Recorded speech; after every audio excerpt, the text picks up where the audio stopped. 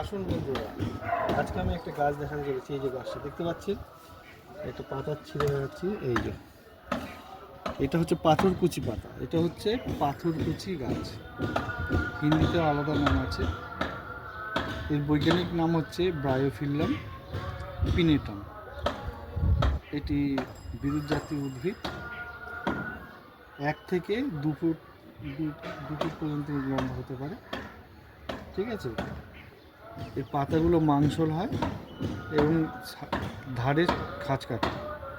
ঠিক আছে, পত্রাশয়ী মূল, মানে এই পাতা থেকেই নতুন গাছ সৃষ্টি হয়, এর আলাদা বীজ হয় না। ঠিক আছে, এর অনেক ঔষধি গুণ আছে। এই গাছ ছায়াতেও ভালো হয়, ঘরেও আপনারা লাগাতে পারবেন, প্রচুর অক্সিজেন ত্যাগ করে। এই গাছ এত ঔষধি গুণ সম্পূর্ণ, তার মধ্যে একটা হচ্ছে অন্ত্রে, পেটে এবং কিডনিতে স্টোন হলে পরে সেই স্টোন দূর করতেও 1 নম্বর অভ্যর্থ ওষুধ। আমরা স্টোন নিবারণের জন্য যে অ্যালোপ্যাথি বা হোমিওপ্যাথি ওষুধ খাই, তার প্রধান উপকরণটাও এটা। কিন্তু আয়ুর্বেদিক শাস্ত্রে এর ব্যবহারটা গোপন রাখা হয়। আমরা শুধু এটা যদি কেউ পাতা চিবিয়ে খায় অথবা রস করে খায়, এর লাভ হবে কিনা জানি না, ক্ষতিও হতে পারে। এর খাওয়ার একটা প্রসেস আছে, তো এটা না জানলে পরে খাওয়াটা ঠিক হবে না।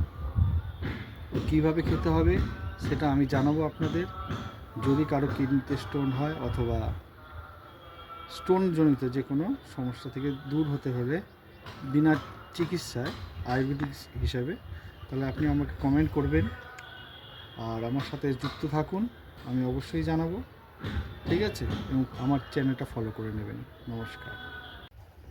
এই গাছ ঘরেও রাখা যায়, ছায়াতেও হয়। কেউ যদি নিতে চান এই গাছ, আমাকে অবশ্যই জানাবেন। ঠিক আছে।